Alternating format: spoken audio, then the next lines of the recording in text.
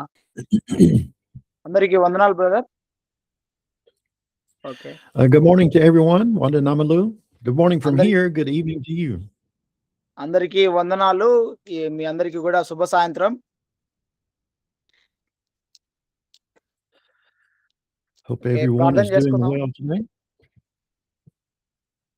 Brother JD brother, Ashok brother ప్రార్థన చేస్తారా? Okay. All right. Shall we start with a prayer? Yes.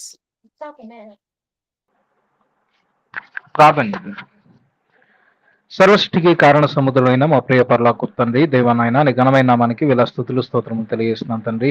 ప్రభా నాయన ఇప్పటివరకు సజీవ లెక్కలో ఉంచి నీ ప్రేమ చేత నీ కృప చేత మమ్మల్ని కాచి కాపాడుతున్న విధానాన్ని బట్టి మీకే కృతజ్ఞతాస్తులు తెలియజేస్తూ ఉన్నాను తండ్రి. మరి ముఖ్యంగా తండ్రి ఈ సాయంకాల సమయంలో తండ్రి ప్రభు నాయన నీ మాటలు తండ్రి ప్రభు నాయన మేము విని జ్ఞానాన్ని నేర్చుకోవడానికి మేము సిద్ధపడి ఉండగా తండ్రి ప్రభు నాయన నీ మాటల చేత మమ్మల్ని బలపరచుకుని వేడుకొని వచ్చున్నాను తండ్రి. మా ఆత్మలకు సరిపోయేటటువంటి జ్ఞానాన్ని తండ్రి మీరు అనుగ్రహించమని వేడుకొని వచ్చి ఉన్నాను తండ్రి. ప్రభు నాయన ప్రసంగిస్తున్నటువంటి తండ్రి ప్రభు నాయన పాఠాన్ని చెప్తున్నటువంటి పాల్ బ్రదర్ని మీరు జ్ఞాపకం చేసుకోండి తండ్రి ప్రభు నాయన. నీ విలువైనటువంటి మాటలను అతని నోట మాకు వినిపించమని వేడుకొని వచ్చి ఉన్నాను తండ్రి. అదేవిధంగా తర్జుమా చేస్తున్నటువంటి రవి బ్రదర్ని కూడా మీరు జ్ఞాపకం చేసుకోండి తండ్రి ప్రభు నాయన. సరిగా తండ్రి ప్రభు నాయన తర్జుమా చేయగలిగేటటువంటి జ్ఞానాన్ని కూడా మీరు అతనికి మీరు అనుగ్రహించమని వేడుకొని వచ్చి ఉన్నాను తండ్రి ప్రభు నాయన. విన్నటువంటి వాక్య ప్రకారంగా నడుచుకునేటటువంటి జ్ఞానాన్ని మీరు మాకు అనుగ్రహించమని మా ప్రభును రక్షకుడైన యేసుక్రీస్తు వారి అతి పవిత్రమైన నామములో అడిగి వేడుకొని చిన్నాను మా కన్న తండ్రి. ఆమేన్. Amen. All right. Thank you, Welcome to everyone. We are so happy to have everyone for this last class on this subject. Okay. అందరికి కూడా వందనాలండి. ఈ ఈ సబ్జెక్ట్ ఈ అంశం కూర్చున్నటువంటి చివరి తరగతిలో మనం అందరం కూడా ఉన్నాము. This is our 7th meeting on baptism, and today we are going to talk about common objections answered. ఈరోజు 7వ వారంలో మనం అందరం కూడా ఉంటూ ఉన్నాము. ఈరోజు మనము సాధారణమైనటువంటి అభ్యంతరాల గురించినటువంటి విషయాలను మనం తెలుసుకుందాము. ఈ గడిచిన వారము 6 వారాలలో మనం నేర్చుకున్నటువంటి విషయాలలో నుండి కొన్ని ప్రశ్నలను మనం ఈరోజు తెలుసుకుందాము. So far we have studied what baptism is. మనము చాలా రోజుల నుండి కూడా మనం చదువుకుంటూ ఉన్నాము బాప్తిస్మం అంటే ఏంటి అనేది. We have studied why baptism is necessary. మనము చదువుకున్నాము బాప్తిస్మం యొక్క అక్కర ఎందుకు అనేటువంటి విషయాన్ని గురించి మనం చదువుకున్నాము. We have looked at examples of conversion, those who were baptized in the Bible. మనము కొన్ని ఉదాహరణలను కూడా మనం చూసుకొని ఉన్నాం బైబిల్ గ్రంథంలో. బాప్తిజం తర్వాత వారందరూ కూడా తీసుకున్నటువంటి కొన్ని ఉదాహరణల గురించి మనం చదువుకొని ఉన్నాము, చూసి ఉన్నాము. And then last week we looked at what we must do to be saved. మనము గడిచినటువంటి చివరి వారంలో మనం చూసాము బాప్తిజం పొందుటకు, మనం రక్షణ పొందుటకు మనం అందరం కూడా ఏం చేయవలెను అనేటువంటి అంశం గురించి మనం చివరి వారంలో చదువుకొని ఉన్నాము. So in today's class, we're going to answer some common questions that a lot of people have. Many people ask these questions, and so like everything else, we're going to answer straight from the Bible. మనము చాలా మంది కూడా ఈ ప్రశ్నలను అడిగి ఉన్నారు. ఈ ప్రతి ప్రశ్నలకు మనం అందరము బైబిల్లో నుండి సమాధానాలను మనం తెలుసుకోవాల్సినటువంటి అవసరం ఉన్నది. We have used this scripture throughout our study, and so our main text today will be Acts chapter 2 and verse 38. Acts chapter 2 and verse 38. మనం చదువుకుంటూ ఉన్నాము అపోస్తలుల కార్యములు 2వ అధ్యాయము 38వ వచనంలో మనం చూసినప్పుడు అక్కడ మేమేమి చేయవలెను అనేటువంటి ఒక ప్రశ్న వాళ్ళందరికీ కూడా లేవనెత్తినట్టుగా మనం చూస్తూ ఉన్నాము. ఈరోజు మనం ముఖ్యమైనటువంటి వచనాలు కూడా ప్రారంభంలో ఆ వచనంలో నుండి మనము ఈ యొక్క పాఠాన్ని ప్రారంభించుకుందాము. All right, so someone will read that text and then we'll get started. మనం ఎవరైనా చదువుతారా? అపోస్తలుల కార్యములు 2వ అధ్యాయము 38వ వచనాన్ని ఎవరైనా చదువుతారా తీసి? పేతురు, మీరు మారు మనసు పొంది పాపక్షమాపణ నిమిత్తం ప్రతివాడును యేసుక్రీస్తు నామమున బాప్తిసం పొందుడి, అప్పుడు మీరు పరిశుద్ధాత్మను వరం పొందుదురు. Okay, right. All right, very good. So this text is very critical in our way, the Bible way, to be saved. This was told to those in Acts chapter 2 on the day of Pentecost. This was the beginning of the church on that day. చూడండి, అపోస్తలుల కార్యములు 2వ అధ్యాయం అంతా కూడా ప్రారంభ సంఘం గురించినటువంటి విషయాలనే మనం చదువుకుంటూ వచ్చి ఉన్నాము. అయితే అక్కడ మానవులమైనటువంటి మన ఆలోచనలకు దేవుడిచ్చినటువంటి ఆ ఆలోచనలకు కలిగినటువంటి తేడాలను మనం చూసుకుంటూ వస్తూ ఉన్నాము. So the Apostle Peter gives a very simple formula for salvation. If they did it in the early church then we must also do it today. చూడండి, ప్రారంభ సంఘంలో ఉన్నటువంటి ఆ దశలో ఉన్నటువంటి వారందరికీ కూడా అపోస్తులుడైనటువంటి పేతురు మంచి ఫార్ములాను చెప్పినట్టుగా మనం చూస్తున్నాం. ఎందుకంటే ఆ ఫార్ములా చాలా అవసరం వాళ్ళందరికీ కూడా. వాళ్ళు ప్రారంభంలో ఉన్నటువంటి సంఘంలో వారందరూ కూడా ఏ విధంగా నడుచుకోవాలనో, ఎలాగా నడుచుకోవాలనో వాళ్ళకి తెలియనప్పుడు ఆ ఫార్ములా చాలా ఉపయోగపడేదిగా ఉన్నది వాళ్ళని రక్షింపబడడానికి. And so our goal in the churches of Christ is to do everything that they did in the first century.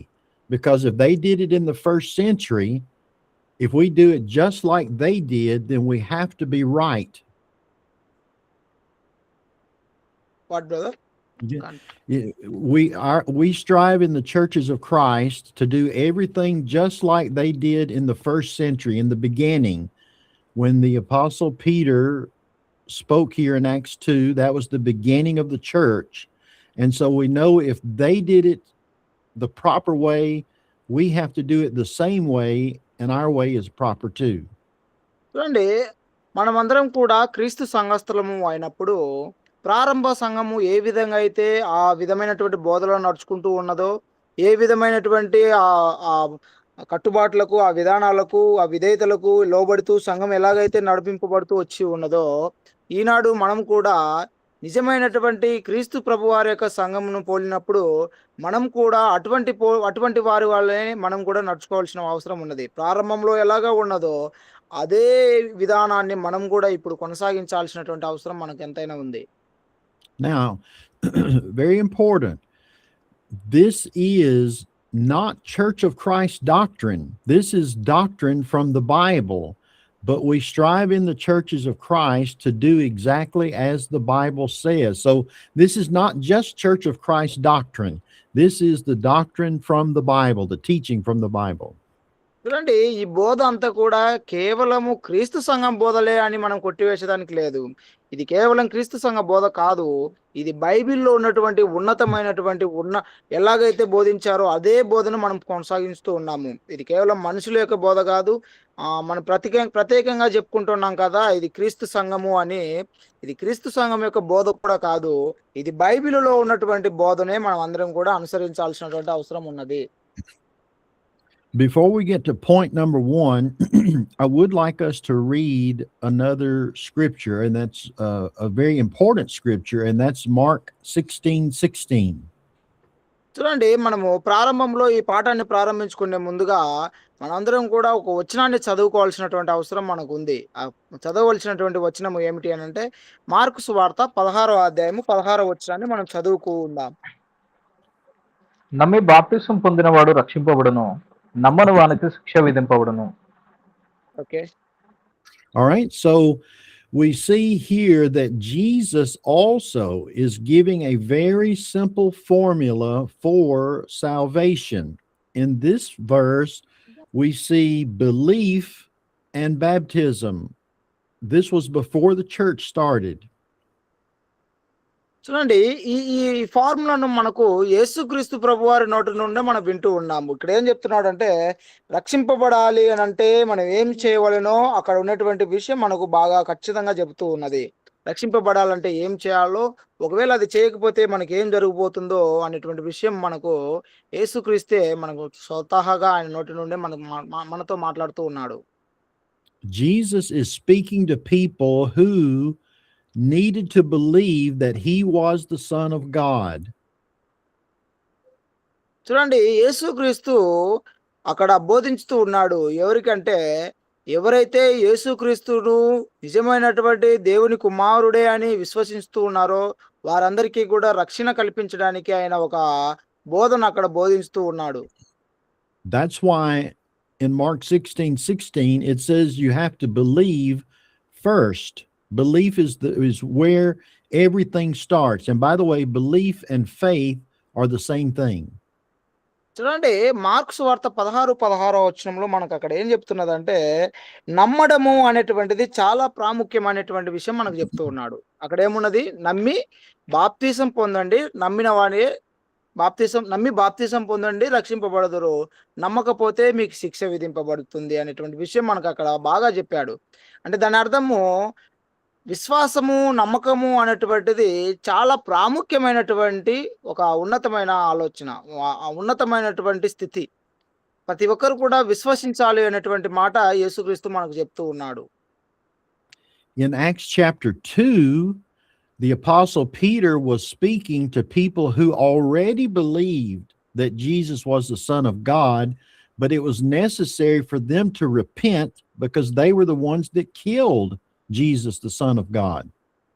చూడండి, ఆ అపోస్తలుల కార్యములు 2వ అధ్యాయంలో ముందుగానే యేసుక్రీస్తును విశ్వసించినటువంటి వారందరికీ కూడా అపోస్తలుడైనటువంటి పేతురు బోధిస్తూ ఉన్నాడు. ఏమని అంటే, మీరు మారుమనసు పొంది పాప క్షమాపణ నిమిత్తం ఇప్పుడు బాప్తీసం పొందండి అనేటువంటి బోధను అక్కడ అపోస్తలుడైన పేతురు బోధిస్తూ ఉన్నాడు.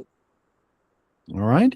So let's look at our first objection on our sheet here. The first objection is we are saved by faith only. చూడండి, మొదటి అభ్యంతరము, మొదటి ప్రశ్న ఏమిటి అంటే, మనం ప్రశ్నలోకి మనం వెళ్తూ ఉన్నాం ఇప్పుడు. మొదటి ప్రశ్న ఏమిటి అనంటే, విశ్వాసము ద్వారానే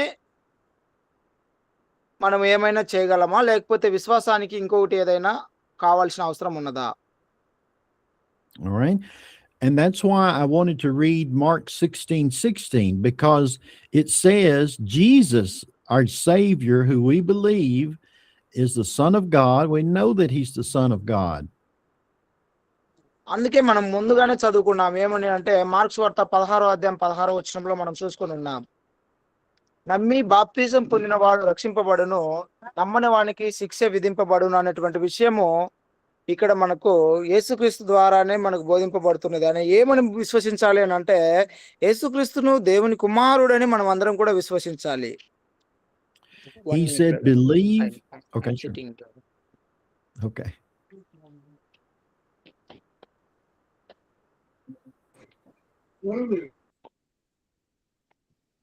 Okay. All right. He said in Mark 16:16, believe and be baptized. That word and is very important.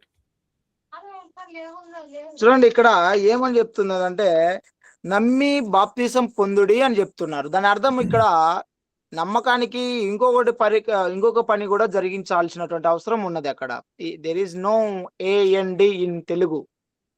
Sure. Yeah. It is continue words. Nammi baptism, believe and baptism. Okay. Believe and get baptism here. But both of those are given equal weight, belief and baptism. They have to be done together. చూడండి, marks వార్త 16వ అధ్యాయం 16వ వచనంలో ఏమని చెప్తున్నాడు అంటే, నమ్మి బాప్తిసం పొందండి అని చెప్తున్నారు కదా.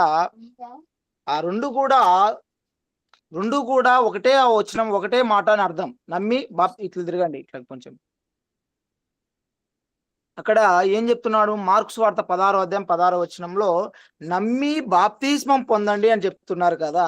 ఈ రెండు వచనాలు నమ్మడము, బాప్తిసం పొందడము రెండు వేరు కాదు. నమ్మిన ప్రతివాడు ఏం చేయాలి, విశ్వసించిన ప్రతివాడు ఏం చేయాలి, బాప్తిసం తీసుకోవాలి. ఈ రెండు సపరేట్ కాదు, రెండు కూడా ఒకటే. Okay brother. All right. So the objection that many people have is that no, you only have to have faith. All I have to do is believe in Jesus, say a sinner's prayer, and then I'm saved. చూడండి, చాలా మంది ఏమనుకుంటున్నారంటే, గమనించండి, విశ్వసించండి మీకు రక్షణ వచ్చేస్తుంది, మీరు విశ్వసిస్తే చాలు, మీ విశ్వాసమే మిమ్మల్ని కాపాడుతుంది అంటూ, విశ్వాసం ద్వారానే మీకు రక్షణ వస్తుందని చెప్పుకుంటూ చాలామంది విశ్వసించండి, ప్రార్థన చేసుకోండి, మీరు రక్షించబడతారు అని చెప్పి చాలామంది బోధించే వాళ్ళని మనం చూస్తూ ఉంటాం. బాగా వినండి ఈరోజు ఫైనల్‌గా. So James answers that question in James chapter 2 and verse 24. James chapter 2 and verse 24. చూడండి, If someone wants మానవుని యొక్క ఆత్మీయ స్థితి విశ్వాసం ద్వారానే కట్టబడుతుందా? లేదంటే వేరే ఇంకేదన్నా దాంతోనైనా కట్టబడుతుందా అనేటువంటిది ప్రశ్న ఈరోజు. విశ్వాసం ఒక్కటే సరిపోతుందా? ఇంకేమైనా కావాలనా? అనే దాని గురించి మనం చూసుకుంటూ ఉన్నాం. విశ్వాసము ఉండాలి. విశ్వాసంతో ఇంకా ఏముండాలి అనేటువంటి విషయం మనం తెలుసుకోబోతున్నాము. యాకోబు రాసిన పత్రిక 2వ అధ్యాయము 24వ వచనం. Just explain brother. Okay. All right. Let's read the scripture. Okay. మనుష్యుడు మనుష్యుడు విశ్వాసం విశ్వాసం వలన మూలముగా మాత్రమే రీడ్ బ్రదర్ రీడ్. ఓకే. మనుష్యుడు విశ్వాస మూలముగా మాత్రము కాక క్రియల మూలమునను నీతిమంతుడని ఎంచబడునని మీరు దీని వలన గ్రహించితిరి. Okay. All right. The example given here is Abraham. God told Abraham, well, to do a couple of things. He told him to leave his country and go somewhere, and then he also told him to sacrifice his son. Two things. Okay. అబ్రహాముకు యేసుక్రీస్తు దేవుడు అబ్రహాంతో మాట్లాడుతున్నటువంటి విషయము యాకోబు పత్రికలో చెప్తూ ఉన్నాడు. అబ్రహాము 2 విషయాలను చేశాడు. ఏమేమి చేశాడు? అబ్రహాముకు విశ్వాసం ఉందా? అబ్రహాముకు విశ్వాసం? అబ్రహాముకు విశ్వాసం ఉంటున్నప్పటికీ కూడా ఆయన 2 విషయాలను ఆయన చేసినట్టుగా చూస్తున్నాం. ఒకటి, నీ తండ్రి ఇంటిలో నుండి నువ్వు బయటికి రా అంటే బయటికి వచ్చేసాడు. రెండవది, నీ కుమారుణ్ణి నాకు బలిగా అర్పించు అని అంటే వెళ్ళి బలిగా అర్పించడానికి ముందుకెళ్ళాడు. ఈ విషయాన్ని మనం అక్కడ అబ్రహాము ద్వారా మనం తెలుసుకొని పోతున్నాము. విశ్వాసం ఒకటే కాదు, క్రియలు కూడా ఉండాలి అని. So we know that Abraham had a deep faith in God. He believed God, but he had to act upon the things that God told him to do. చూడండి, అబ్రహాముకు మంచి విశ్వాసమే ఉంది. కానీ అబ్రహాము ఖచ్చితంగా విధేయత చూపించాల్సినటువంటి అవసరం ఉన్నది అక్కడ. అందుకే దేవుడు ఏం చెప్పాడు అబ్రహాముకు? ఇదిగో అబ్రహాము, నీ తండ్రి నుండి నువ్వు వచ్చేసేయ్. ఇదిగో అబ్రహాము, నీ కుమారుని ఇచ్చేసేయ్. అంటే ఇప్పుడు అబ్రహాముకు విశ్వాసం ఉన్నప్పటికీ కూడా ఆ విశ్వాసాన్ని నిరూపించుకోవడానికి అతడు ఏం చేయాల్సిన అవసరం వచ్చింది? క్రియ చూపించాల్సినటువంటి అవసరం వచ్చింది. He needs to show work. Correct. And that's why in James 2 and verse 24, it says that it wasn't just faith only that saved him. He didn't just hear the command of God and say, okay, I believe. He put that faith into action. చూడండి, అబ్రహాము దేవుని మాట విన్నాడు అని అంటే విన్నాడు, okay నీ మాట నేను విన్నాను సరిపోతుందిలే అని వెళ్ళిపోవడం లేదు అక్కడ అబ్రహాము. ఆ విన్న మాటకు ఖచ్చితంగా విన్నదానికి చేయాల్సినటువంటి అవసరం వచ్చేది. అబ్రహాముకు దేవుడు ఏదైతే చెప్పాడో దానిని విని అక్కడ గమ్ము ఉన్నట్లుగా లేడు, దాన్ని చేసినట్టుగా చూస్తున్నాం మనం. అందువలన అతడు నీతిమంతుడుగా తీర్చబడుతూ ఉన్నాడు. And in the same way as we have read in Mark 16:16, Acts 2:38, we have to believe and be baptized and repent and be baptized. They all go together, not just faith only. చూడండి, మనం ఇంతవరకు కూడా చూసుకున్నటువంటి వచనాలు మనం చూస్తున్నాం. ఏమేమి వచనాలు? Mark సువార్త 16:16, అపోస్తలుల కార్యములు 2వ అధ్యాయం 38వ వచనం. ఈ 2 వచనాల్లో కూడా ఇదే బోధ ఉంది. ఏమని ఉన్నది? ఇదిగో నమ్మండి, నమ్మి బాప్తిసం పొందండి అని అక్కడ ఉన్నది. ఇక్కడ అపోస్తలుల కార్యం 2వ అధ్యాయం 38వ వచనంలో మీరందరూ కూడా మారు మనసు పొంది బాప్తిసం పొందండి అని చెప్పి 2 వచనాలు చెప్తున్నారు. అంటే వినడం మాత్రమే కాదు, వినడాన్ని క్రియరూపంగా చూపించాల్సినటువంటి అవసరం మనకు ఎంతైనా ఉంది. Now, are there scriptures in the Bible that say believe and be saved? And the answer to that question is yes.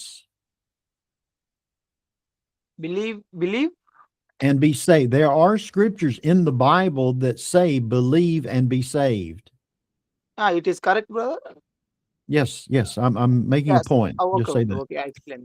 చూడండి బైబిల్ వచనాలలో మీరు నమ్మండి, విశ్వసించండి, రక్షింపబడతారు అనేటువంటి మాట నిజమే. అవునా? విశ్వసించండి, రక్షింపబడతారు అనేటువంటి మాట నిజమే. కానీ దానికంటే ముందు ఇంకా ఏమేమో చూసుకోవాల్సిన అవసరం ఉంది. Okay.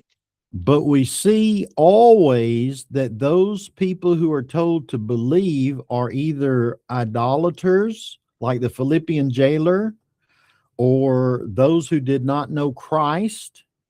But we notice in those examples that they are always baptized after the belief. చూడండి విశ్వసించండి మీరు రక్షింపబడతారు అనేటువంటి మాట ఎంత నిజమో, వారు విశ్వసించిన తర్వాత రక్షణ పొందడానికి మధ్యలో ఒక చిన్న పని చేశారు అనేటువంటి మాట కూడా నిజమా కాదా? మనం చూసాం. ఎవరిని చూసాము? చెరసాల అధిపతిని మనం చూసున్నాం. చెరసాల అధిపతి ఏం చేశాడు? అక్కడ ఉన్నటువంటి వారందరూ కూడా చెరసాల అధిపతి ఏం చేశాడు? ఆయన వాళ్ళందరి మాట కూడా విన్నారు. విన్న వెంటనే వెళ్లి బాప్తిసం పొందారు. తర్వాత అనేకులు కూడా అలాగే విశ్వసించారు గాని విశ్వాసంతో పాటు బాప్తిసం కూడా పొందినట్టు మనం చూస్తూ ఉన్నాం. Okay. All right. So we're not saved by faith only. The Bible never teaches faith only. Faith చూడండి has to obey. బైబిల్ అంతా కూడా ఒకటే చెబుతుంది ఏంటనంటే విశ్వాసం ద్వారా రక్షింపబడతాము. కానీ విశ్వాసానికి రక్షణకు మధ్యలో విధేయత అనేటువంటిది ఒకటి ఉన్నది. ఆ విధేయత మనం చూపించలేని వారంగా ఉంటే రక్షించబడలేం. And so it's Okay. very important to understand I have to have faith, but that's not the only thing that saves me. I have to push forward and obey faith, which leads to baptism. చూడండి నాకు విశ్వాసం ఉంది. ఆ విశ్వాసం ద్వారానే నేను రక్షించబడతానా? నువ్వు విశ్వాసం ద్వారా విధేయత చూపించి బాప్తిసం పొందితేనే నువ్వు రక్షించబడతావు. అదే నిజమైనటువంటి మార్గం. మార్గం అంటే విధేయత లేకోకుండా రక్షణ అనేటువంటిది లేదు. విశ్వాసం అనేటువంటి మాట ఎంత నిజమో ఆ విశ్వాసానికి కేవలం విశ్వాసం మాత్రమే ఉండదు కదా! విశ్వాసానికి ఏముంటది? క్రియలు ఉంటాయి. ఆ క్రియలనే విధేయత అని చెప్తున్నాం. ఆ విధేయత అనేటువంటి క్రియారూపం దాలిస్తే ఏమొస్తది అక్కడ? విధేయత అనేటువంటిది క్రియా రూపం దాలిస్తే అక్కడ రక్షణ వస్తది. Okay. So one more scripture and we'll leave this point. James 2:17. James మనం chapter ఇంకొక 2 పాయింట్ and మనం verse చూసుకోవాల్సిన 17. అవసరం ఉన్నది ఇక్కడ. ఏం Right here. వచనమంటే James యాకోబు రాసిన 2:17. పత్రిక 2వ అధ్యాయం 17 వచనం చూద్దాము. అటువలనే విశ్వాసము క్రియలు లేనిదైతే అది తనలో తాను మృతమైనదగును. Okay. All right. So we see here that faith, if you don't have works, and baptism is works, but it's necessary for salvation. చూడండి విశ్వాసము లేని క్రియలు లేని విశ్వాసం ఏమైపోతుంది అంటున్నాడు? క్రియలు లేని విశ్వాసం మృతమైపోతుంది. ఇప్పుడు విశ్వాసం ఉన్నది అని చెప్పుకుంటూ ఉన్నాం కదా! విశ్వాసంతో పాటు ఏముండాలంటున్నాడు? విశ్వాసంతో పాటు ఏముండాలంటున్నాడు? ఇందిరా చూడండి. విశ్వాసంతో పాటు ఏముండాలంటున్నాడు? క్రియ ఉండాలి. ఇప్పుడు రక్షణ పొందాలంటే క్రియ అనేటువంటిది ఏంటి అనంటే బాప్తిస్మమే క్రియ. So Baptism that's is a work. right. Yes. And so that's going to lead to objection number 2, that baptism is a work. That's what some people would say. Well, you just said, Brother Paul, that baptism is a work. Well, let's address that. Let's talk about that. చూడండి బాప్తిస్మం అనేటువంటిది work అంటే క్రియ, అది పని. విధేయత చూపించడం ఎంత ముఖ్యమో, విధేయత అంటే విశ్వాసానికి క్రియలు ఎంత అవసరం ఉన్నదో, నువ్వు రక్షణ పొందడానికి విశ్వాసానికి క్రియ అంత అవసరంగా ఉన్నప్పుడు ఆ క్రియనే ఏదనుగా పోలుస్తున్నాం మనం ఇక్కడ? బాప్తిస్మమే క్రియ. సో ఇప్పుడు బాప్తిస్మం అనేటువంటిది క్రియ రూపంగా మనం చూస్తూ ఉన్నాం. ఒకసారి వచనాలు చూద్దాం. అందరు ఇట్లా జరగండి. లేదంటే మా కూడా ఇక్కడ కూర్చోమని చెప్పాను. మదయ్య అక్కడన్నా కూర్చుంటాడు. లేమని చెప్పు మా okay. All right. I want to read a scripture that is not on the sheet here. Ephesians 2 verses 8 and 9. Ephesians 2 verses 8 and 9. చూడండి ఎఫెసీయులకు రాసిన పత్రిక Ephesians 2 verses 8 and 9. It's not on the sheet here. Oh right. Let- okay. Let's read it ఎఫెసీయులకు first. రాసిన పత్రిక 2వ అధ్యాయము 8వ వచనం 9వ వచనం చదవండి ఎవరైనా. అక్కడ లేదు, ఒకసారి చదవండి. ఎఫెసీయులకు రాసిన పత్రిక మీరు 2వ విశ్వాసం అధ్యాయం 8, 9 వచనం. మీరు మీరు ఓకే విశ్వాసం బ్రదర్, ద్వారా చదవండి బ్రదర్. కృపచేతనే రక్షింపబడి ఉన్నారు. ఇది మీ వలన కలిగినది కాదు, దేవుని వరమే. అది క్రియల వలన కలిగినది కాదు గనక ఎవరినూ అతిశయపడ వీల్లేదు. Okay right. All right. So the Apostle Paul here very plainly says that we are not saved by works. If I do something by works, I can brag about it. That's what the Apostle Paul would say. Again brother, some disturbance, some network Okay. problem here. Again. Okay. No problem. The Apostle Paul here is saying that I cannot do things relative to salvation, because if I do that, then I would have a reason to boast. Or in other words, I can't work my way into heaven. And I'll explain that further. Go ahead. చూడండి, ఈ వచనంలో ఏమని చెప్తున్నదో మీరు చదవండి. 8వ వచనం 9వ వచనంలో, మీరు విశ్వాసం ద్వారా కృపచేతనే రక్షింపబడి ఉన్నారు. ఇది మీ వలన కలిగినది కాదు, దేవుని వరమే. అది క్రియల వలన కలిగినది కాదు గనుక ఎవడును అతిశయింప వీలు లేదు. ఇక్కడ ఏం చెప్తున్నాడు అపోస్తులైనటువంటి పౌలు? బాగా అర్థం చేసుకోండి. వచనాలకు చాలా కన్ఫ్యూజన్ గా ఉంటది. ఒకసారి చదవడానికి ప్రయత్నం చేయండి. ఇప్పుడు దాకా ఏం చెప్పుకున్నాము? క్రియల వల్లనే మనం రక్షించబడతాము అని చెప్తున్నాము. ఇక్కడ ఏం చెప్తున్నాడు 9వ వచనంలో? అది క్రియల వలన కలిగినది కాదు గనుక ఎవడును అతిశయపడ వీలు లేదు అంటున్నాడు. ఇదే క్రియలు అంటే మనుషుడు తన సొంత క్రియలతో ఏమైనా పరలోకానికి వెళ్ళడానికి ప్రయత్నం చేస్తున్నాడు కదా, ఆ సొంత క్రియలతో కాదు. అంటే నేను కొట్టాను, నేను తెచ్చాను, నేను నాటాను, నేను దున్నాను, ఇలాంటివి ఏది కూడా అక్కడ పనిచేయవు. ఈ కేవలము విధేయతతో కూడినటువంటి క్రియల గురించి మాట్లాడడం లేదు ఇక్కడ. సొంత బలగాల గురించి మాట్లాడుతున్నటువంటి విషయం పౌలు. ఇదిగో నేను పరలోకానికి వెళ్ళడానికి అది తీసుకుని వచ్చాను, ఇది కొట్టాను, అలా చేశాను, ఇలా చేశాను అని చెప్పుకోవడం వలన అది క్రియలు చేసినట్టు కాదు. ఆ క్రియల వలన మీరు వెళ్ళడం లేదు, మీరు అతిశయపడగాకని అని చెప్తున్నాడు. అయితే నిజమైనటువంటి క్రియ ఒకటి ఉంది. అదేంటి అని అంటే ఆజ్ఞలను నెరవేర్చుతూ ఉంటూ దానికి విధేయత చూపడమే క్రియ. అది వేరేది, ఇది వేరేది. Okay. If I could get to heaven just by doing good works, then it would go against the Bible. And there are people that believe that. Well, I'll just live a good life and I think I'll get into heaven. It doesn't work that way. చూడండి, చాలా మంది ఏమనుకుంటున్నారంటే నేను మంచి పనులు చేస్తున్నాను కదా, నేను క్రియ జరిగించినట్టే కాబట్టి నేను పరలోకానికి వెళ్తానులే అని చాలా మంది అనుకుంటున్నారు. మంచి పనులు అంటే నీవు చేసిన మంచి పనులు కాదు. చాలా మంది ఇప్పుడు దేవుని ఎరగని వాళ్ళు కూడా చాలా మంది మంచి పనులే చేస్తూ ఉంటున్నారు కదా కొంతమంది. అలాగా మంచి పనులు చేస్తున్నంత మాత్రాన జస్ట్ వినండి కొంచెం. అలాగా మంచి పనులు చేస్తున్నంత మాత్రాన వాళ్ళు రక్షించబడుతున్నట్టు కాదు. అది దేవునికి ఇష్టమైనటువంటి క్రియల ద్వారా మాత్రమే రక్షించబడతారు.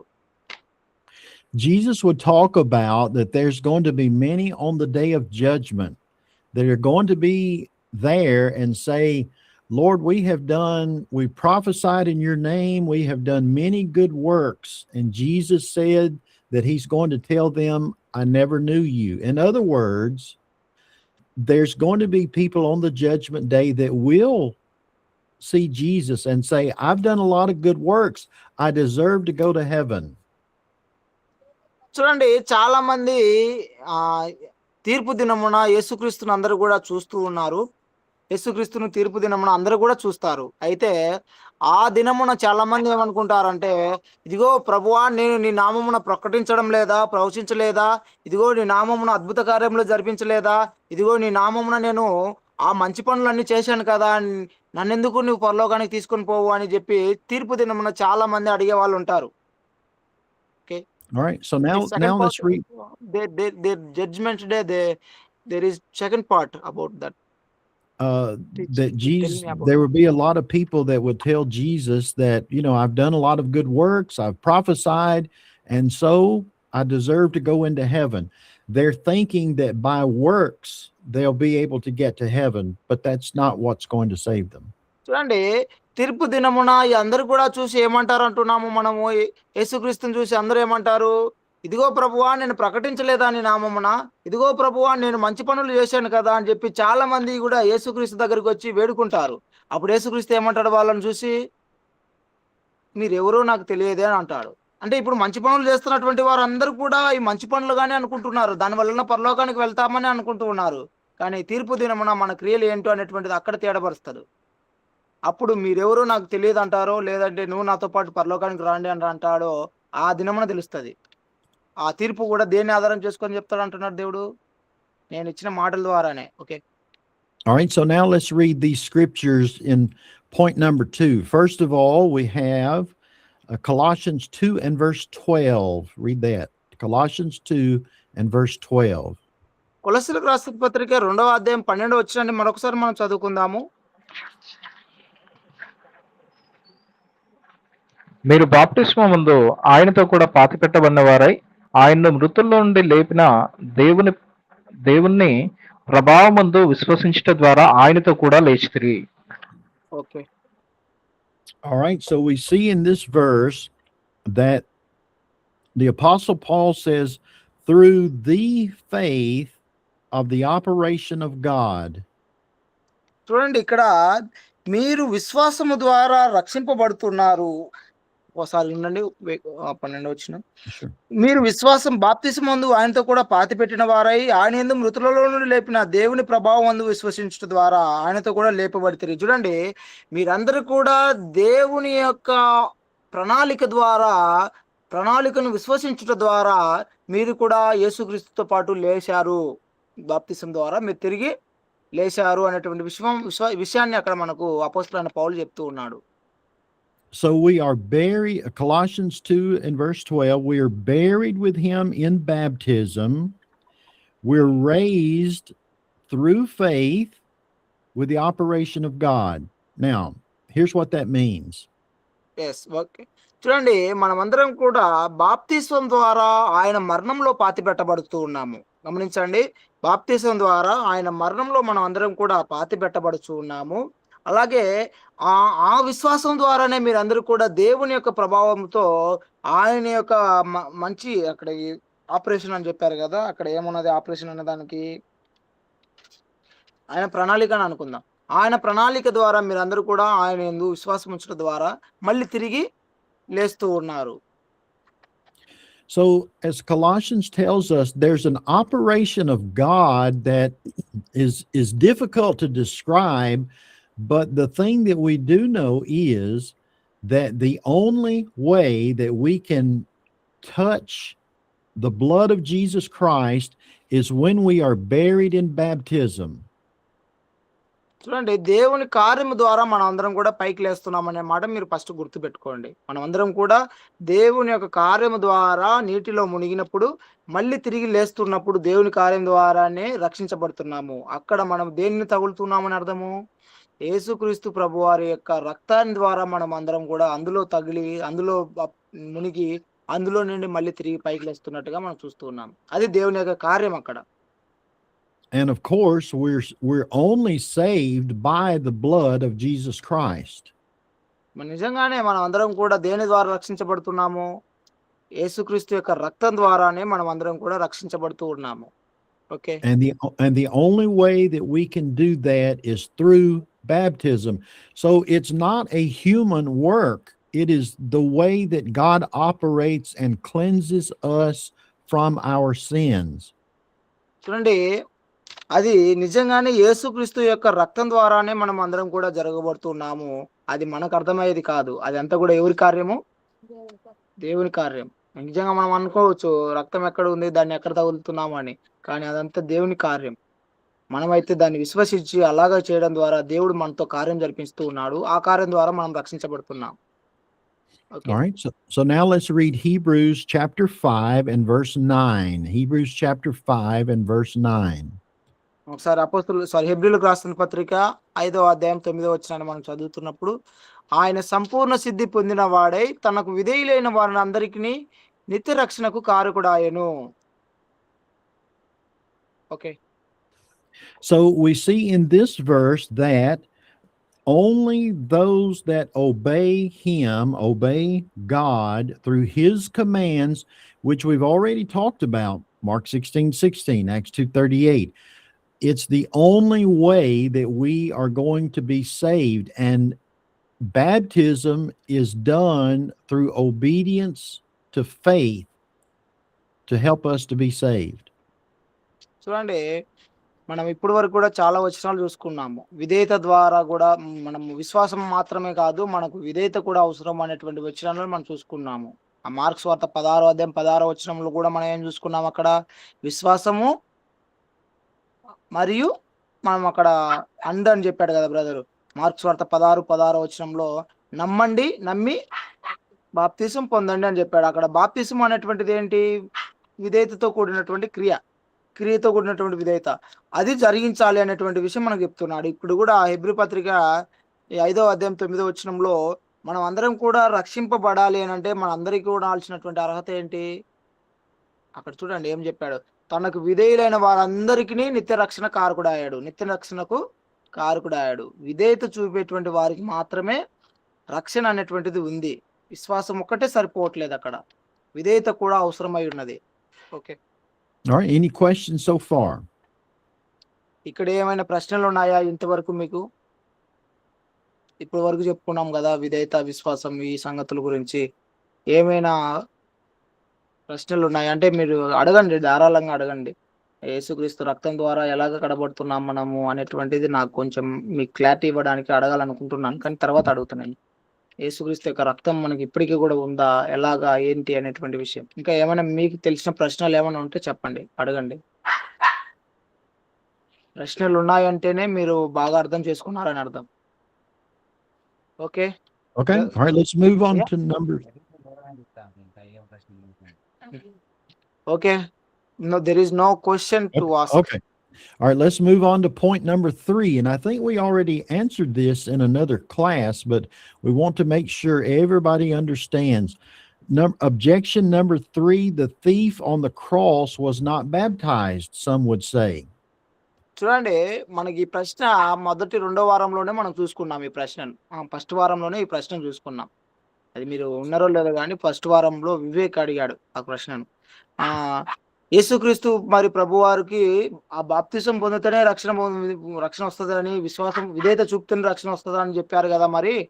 మరి యేసుక్రీస్తు ఈ పక్కన సిలువలో కూడా దొంగ ఉన్నాడు కదా, ఇదిగో నీవు కూడా నేడు పరదేశంలో ఉంటావు అని చెప్పాడు కదా. మరి అక్కడ బాప్తిసం పొందలేదే, ఎలాగా మరి ఆయనకు రక్షణ వచ్చింది, ఎలాగో పరలోకానికి వెళ్ళాడు, పరదేశకు వెళ్ళాడు అనేటువంటి ప్రశ్న మనం గడిచిన వారంలో చూసుకున్నాం. దానికి ఇప్పుడు మళ్ళీ మీకు ఎవరైతే వినలేదో, ఒకవేళ విన్నప్పటికీ దాని గురించినటువంటి క్లారిటీ మళ్ళీ ఒకసారి మీకు ఇవ్వడానికి ఇష్టపడుతున్నాను. So some would use that as an excuse to say, oh, I don't have to be baptized because the thief on the cross was not baptized. చూడండి, చాలా మంది ఎక్స్క్యూజ్ చేస్తూ ఉంటారు, చాలా మంది అడుగుతూ ఉంటారు, నేను రక్షింపబడాలి అని. సిలువలో దొంగ అడిగినట్లుగానే మనం కూడా అందరం కూడా అడుగుతూ ఉంటాం, రక్షింపబడాలని, నేనేం చేయాలి, అది నన్ను కూడా రక్షించు అని చెప్పి ప్రార్థనలు చేస్తూ ఉంటాము. Okay. All right. So let's notice what happened exactly. So let's read in this particular text, Luke 23:43. Luke 23 and verse 43 that we have here on the లూకాసు sheet. వార్త 23వ అధ్యాయము 43వ వచనము మరొకసారి మనం చదువుకుందాం. అక్కడ ఏం జరిగిందో దాని గురించి అక్కడికి వెళ్ళి చదువుదాం. అందుకు ఆయన వానితో, ఓకే, నేడు నీవు నాతో కూడా పరదేశంలో ఉందో అని నిశ్చయముగా నీతో చెప్పుచున్నాను. ఓకే. All right.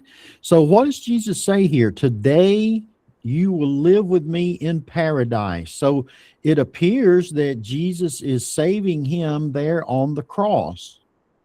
చూడండి, అక్కడ ఏం జరిగిందో మనందరికి కూడా బాగా తెలుసు.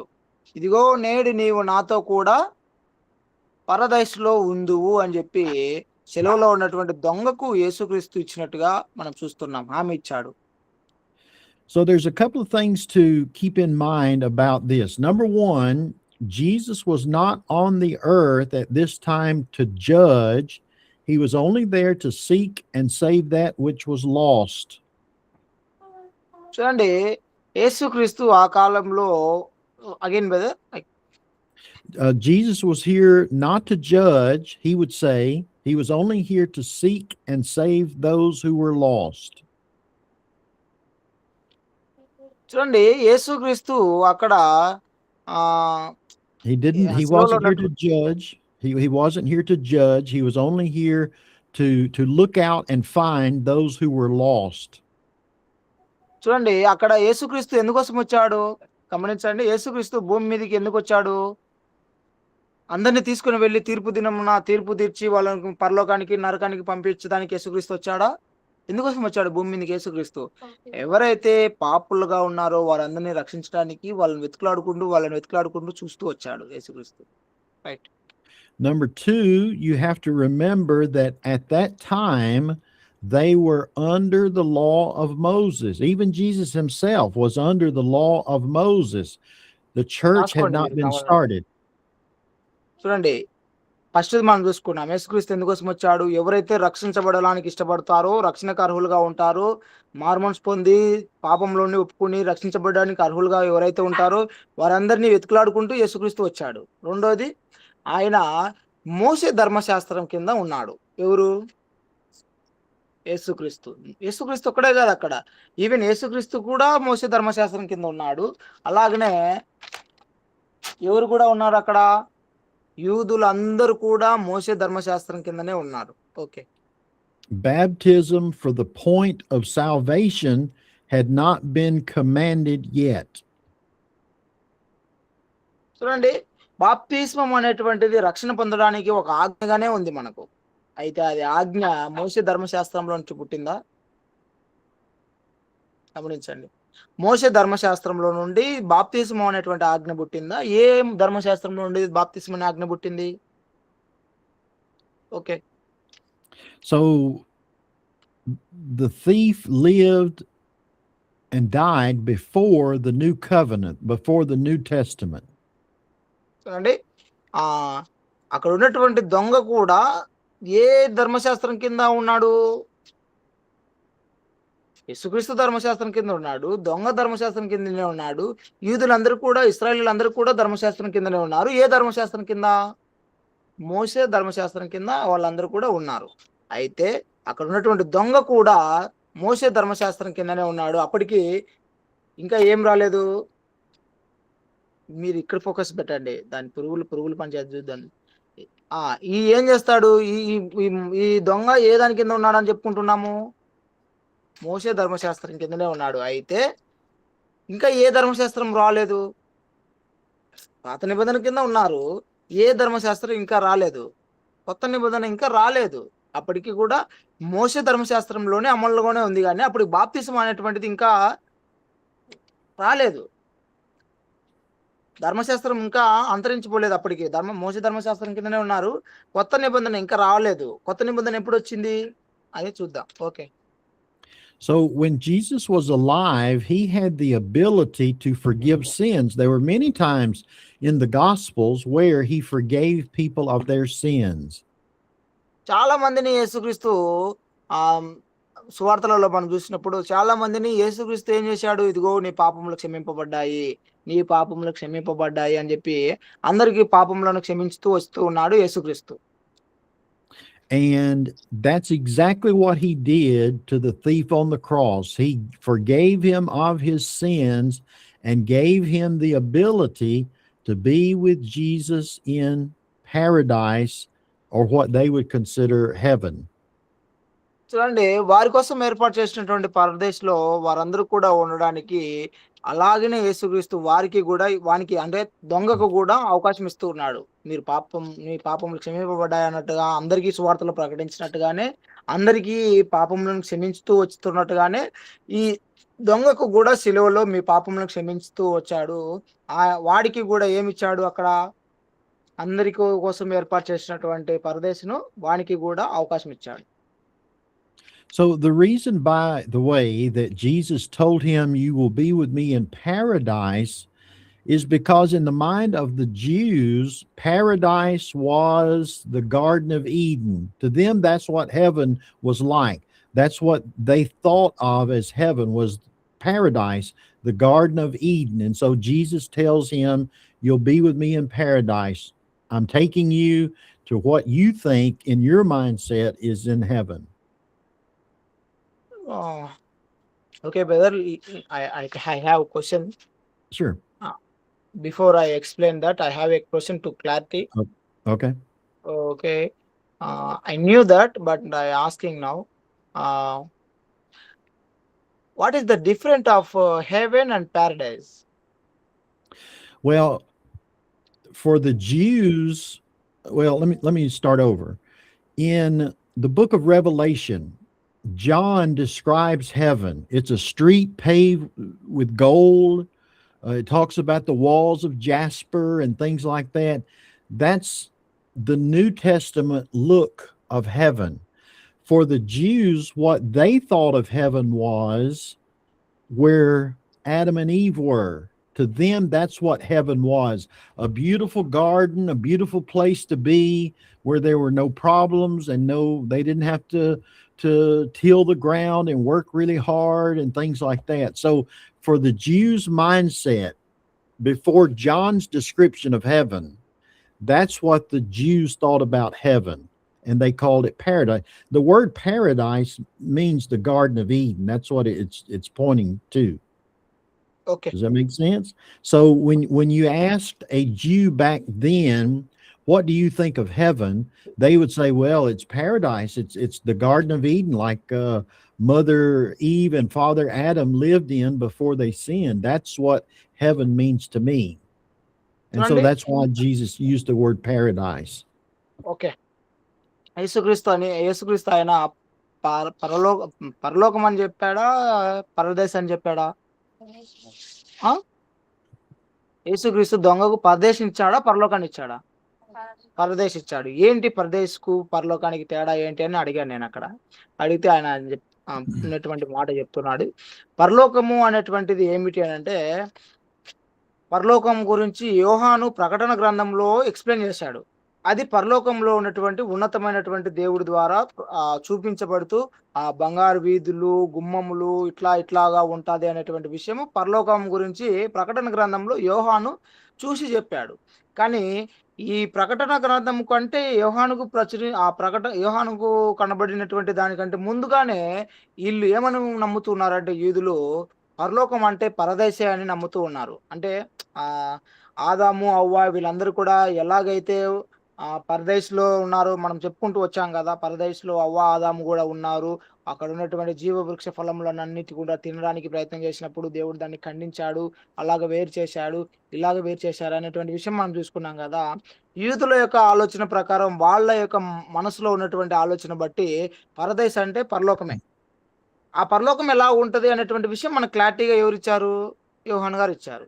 అయితే ఈ యూదుల యొక్క ఆలోచన ప్రకారము వారికి అర్థమయ్యే విధంగా యేసుక్రీస్తు వాళ్ళ భాషలోనే ఏమని మాట్లాడుతున్నాడు? వాళ్ళకి అర్థమయ్యేలాగానే, ఇదిగో మీరు కూడా పరదైస్‌లో ఉంటారు.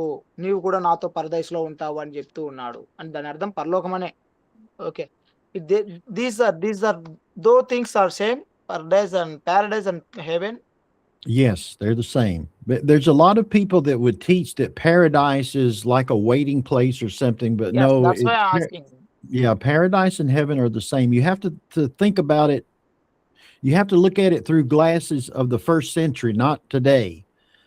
Paradise for the Jew was heaven. When you said paradise, heaven, it's the same thing. పరలోకం అన్నా పరదేశ్ అన్నా కూడా రెండు ఒకటే. I don't know till now.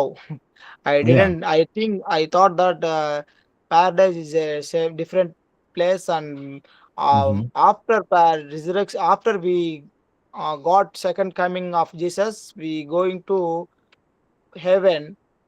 Right. Before that we are live here paradise. Right. Well, there's a lot of different teaching on that subject, but if you look at, for example, when Jesus talked about the rich man and Lazarus, That is paradise. It says that that Lazarus was in the bosom of Abraham. In other words, this is your bosom. So in other words, the picture is painted that Abraham was holding On the chest. Lazarus to his chest like that, which would have been very comforting for Lazarus, who his whole life was sick and he was poor and nobody helped him. So he was, where would you say Abraham is? Abraham is in heaven. He's waiting the judgment just like we are. So when people die, they're going to know where they're going. The Bible doesn't really teach a waiting place. That's a little bit of a Catholic doctrine, like purgatory or something, but you know where you're going. But here's the difference. I know this is our conversation, but Okay. we've got to be judged in a body. So our soul is where we're going to eventually end up. But our soul has to come back and be joined in with the body to be judged, because that's where and how we're going to be judged, in the physical body. The Bible is very plain about that. Jesus is coming back. Those who are dead in Christ will rise first. Their body will join with the soul. And then for those of us who are going to heaven, then we'll change to a glorified body. The Apostle Paul says, in the moment, in the twinkling of an eye, will be changed. And those who are going to hell will remain in the body, and they'll spend eternity in hell. There's weeping and gnashing of teeth, crying, hollering, gnashing your teeth because of the pain and the suffering. Okay. That's in physical form. So even though those that have died, their soul is waiting, but it's not a waiting place. They're either being comforted by those in heaven. Then how about that place where we waiting for our second coming? Well, again, I would say that would be up to, you're going to know where you're going. I mean, you're going to be in heaven. It's really difficult to explain for the human mind to understand. Okay. There's not like a holding place, but the point is, you know where you're going. Your soul is in a resting place, but it's got to come back to earth with Jesus to be joined with the physical body, and then to be judged. And then we'll permanently be in heaven. And those who are in, the rich man and Lazarus the rich man was already in torments, remember? Yes. Yeah. So we will know at the point of death where we're going, but we still have to go through the judgment process. Okay, ఇప్పుడు దాకా చెప్పినటువంటి విషయము మేము సంభాషించుకున్నాం. దాని అర్థం ఏంటో మీకు చెప్తాను ఒకసారి. నేను అన్నాను పరలోకం వేరు, పరదేశ్ వేరు అని చెప్పి ఇక్కడ బోధించబడుతుంది. చనిపోయిన తర్వాత మనుషులు ఆత్మలన్నీ కూడా పరదేశంలో ఉంటాయి. యేసుక్రీస్తు యొక్క రెండవ రాకడ వచ్చినప్పుడు అందరూ కూడా అక్కడి నుండి మళ్ళీ భూమి మీదకి వచ్చి శరీరాలను ధరించుకొని రెండవ రాకడలో తీర్పు దినం అయిపోయిన తర్వాత పరలోకానికి వెళ్ళేవాళ్ళు పరలోకానికి, నరకానికి వెళ్ళేవారు నరకానికి వెళ్తారు. ఇలాగ బోధించబడుతుంది. దీని అర్థం ఇదేనా అని అడిగితే కాదు, అది మన మైండ్లోకి అర్థమయ్యేటువంటిది కాదు. నిజానికి పరదేశ్ అన్నా పరలోకం అన్నా రెండు ఒకటే. ఎందుకంటే పరలోకంలో ఎవరున్నారని చూపించాడు మనకు. అక్కడ పరదేశంలో ఎవరున్నారని చెప్పాడు? అబ్రహాం ఉన్నాడు. అబ్రహాం రొమ్మున ఎవరున్నారు? లాజరు ఉన్నాడు. ఇప్పుడు చాలా మంది కొన్ని ఈ క్లిష్టమైన మాటలను మాట్లాడుతుంటారు. ఇది అబ్రహాం రొమ్మున లాజరు ఉన్నారంటే ఇలాగ ఎత్తుకొని ఇలాగ పట్టుకొని అబ్రహాం పిసికి ఊపిరాడనికోకుండా ఇట్లానే పట్టుకొని ఉంటాడు అబ్రహాము. లేదు, అది అలంకార భాషగా మాట్లాడుతున్నటువంటి విధానము. అయితే ఈ చనిపోయిన తర్వాత మనం అందరము ఏమవుతాము అనేటువంటిది, మన ఆత్మలన్నీ కూడా ఒక చోట రెస్ట్ తీసుకుంటా ఉంటాయి. ఒక రోజు ఆ అబ్రహాము ఎదురు చూస్తూ ఉన్నాడు. అబ్రహాము ఇంకా పెద్దలు వాళ్ళందరూ కూడా ఎదురు చూస్తున్నారు. రెండవ రాకడ ఎప్పుడు వస్తుందో, వీళ్ళందరూ పైకి ఎప్పుడు వస్తారో అని చెప్పి అబ్రహాం అందరూ కూడా అక్కడ ఎదురు చూస్తూ ఉన్నారు.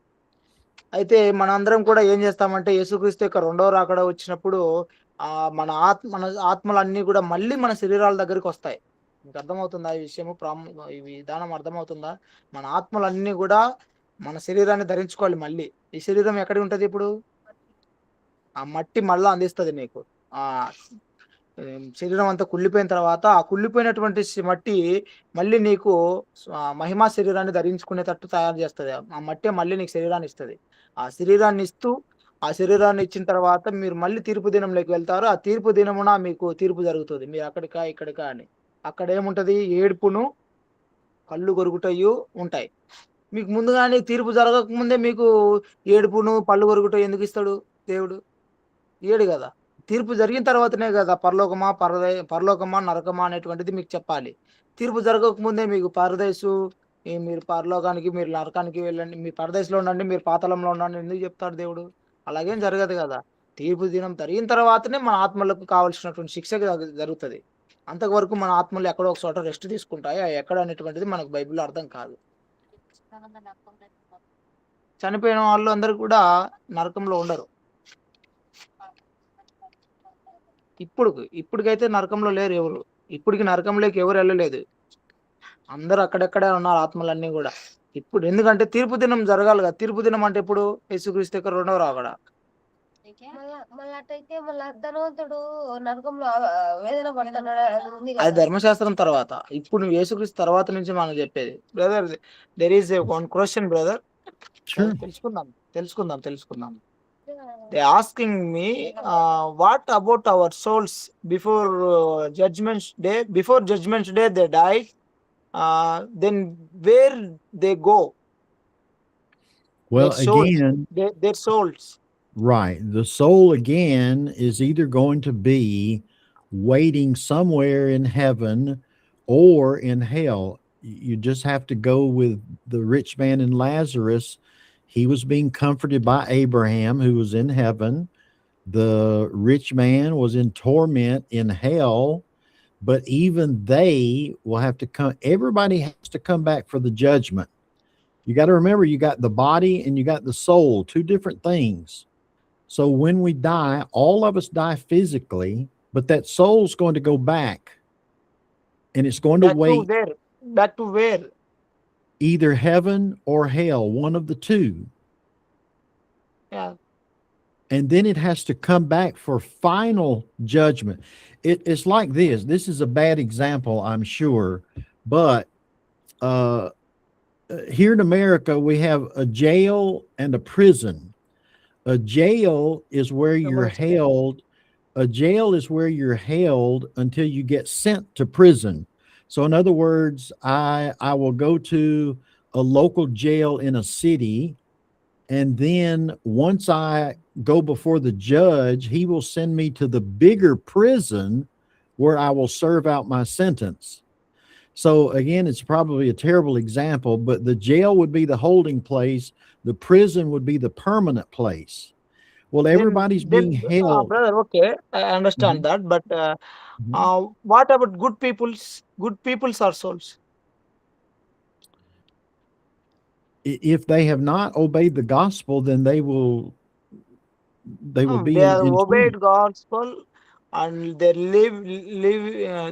they were living as God says. Yeah. So they'll be waiting in heaven to come back. The Bible says that all of the dead in Christ will be coming back. All the sainted dead will be coming back. Their soul will come back to join with their physical body. Okay, I explained that, brother. Okay. ఏం Sure. చెప్పాడంటే brother ఇక్కడ ఏం చెప్పాడంటే, మన ప్రశ్న ఏమని అడిగాము? చనిపోయిన తర్వాత ఆత్మలన్నీ ఎక్కడికి వెళ్తాయని మనం అడిగాం. అయితే వాళ్ళు ఒకవేళ విధేయత చూపలేని వారు అయినప్పుడు వాళ్ళు ఎక్కడికి వెళ్తారు అనే ఉదాహరణ ఒకటి చెప్పాడు. అది ఒకవేళ ఉదాహరణ మంచిగా ఉండకపోయినా ఆ ఉదాహరణ మనకు అర్థమయ్యేలాగా ఉంటది. ఏంటనంటే, ఇప్పుడు నీవు దొంగతనం చేశావు, లేదంటే ఒకరిని చంపావు. నీకు తీర్పు జరగలేదు ఇంకా. తీర్పు అంటే ఎక్కడ జరగాలి నీకు? కోర్టులోకెళ్ళి జరగాల. తీర్పు జరగలేదు. అప్పటి వరకు నిన్ను ఎక్కడ పెడతారు? దీన్ని జైలు అంటారు. ఇక్కడ జైల్లో తీసుకెళ్ళి జైల్లో పెడతారు. అవునా కాదా? నీ తీర్పు జరిగిన తర్వాత నిన్ను ఎక్కడికి పెడతారు? చెరసాలలోకి అంటే పర్మనెంట్ ప్లేస్ ఒకటి ఉంటది. తీర్పు జరిగిన తర్వాత వీళ్ళకి ఎన్ని సంవత్సరాలు కఠిన కారాగార శిక్ష, ఇన్ని సంవత్సరాలు తీర్పు, ఇన్ని సంవత్సరాలు మీకు అని పర్మనెంట్ ప్లేస్ ఒకటి ఉంటది. అంతకుముందు నిన్ను ఎక్కడ తీసుకెళ్తారు? ఒక 1 రోజులైనా, ఒక వారం రోజులైనా నిన్ను తీర్పు జరిగేంత వరకు ఎక్కడ వెళ్తారు? కొన్ని టెంపరరీ ప్లేసెస్ ఉంటాయి. ఒకవేళ నువ్వు విధేయత చూపించిన వాడవైతే, మంచి వాడవైతే నిన్ను ఆదరణకరమైనటువంటి అబ్రహాం లాజర్ను కూడా మనం చూసినాం. ధనవంతుడు లాజర్ గురించి కూడా చూసినాం. ధనవంతుడు ఎక్కడ ఉన్నాడు? వేదనకరమైనటువంటి ప్రదేశంలో ఉన్నాడు. లాజర్ ఎక్కడ ఉన్నాడు? ఆదరణకరమైనటువంటి స్థలంలో ఉన్నాడు. అంటే అంటే దానికంటే ముందుగానే కొన్ని విధాలు కూడా సేమ్ దాన్ని పోలిన విధానాలే ఉంటాయి. నువ్వు మంచివాడివి, రక్షణ పొంది మంచిగా ఉన్నట్లయితే నీకు ఆదరణకరమైనటువంటిది ఉంటది. నువ్వు ఒకవేళ దేవునికి విధేయత చూపలేకపోతే నీకు వేదనకరమైనటువంటి ప్లేస్‌లో నువ్వు అక్కడ రెస్ట్ తీసుకుంటూ ఉంటావు. వేదన పొందుతూనే అక్కడ ఉంటావు. నువ్వు ఆదరణ పొందుతూ అక్కడ ఉంటావు. తీర్పు దినమున మీ ఇద్దరు ఒకరోజు వచ్చి మళ్ళీ శరీరాన్ని ధరించుకొని భూమి మీదకొచ్చి శరీరాన్ని ధరించుకొని నీవు తీర్పు దినంలోకి వెళ్తావు. అప్పుడు నీ తీర్పును తగినట్టుగా నీకు శిక్ష అక్కడ వేస్తారు. Okay brother. అంటే ఇప్పటి వరకు రాకడ రాలేదు కదా. ఫస్ట్ లో మళ్ళీ ధనవంతుడు లాజర్ వచ్చినప్పుడు వాళ్ళు అప్పుడు రాకడ వచ్చిందే. బ్రదర్ అంటే అదే రెస్టింగ్ ప్లేసెస్ అవి. సమయంలోనే కదా ఆవేదన. అవును, అందుకే అది రెస్ట్ ప్లేస్ అంటున్నాడు కదా దాన్ని.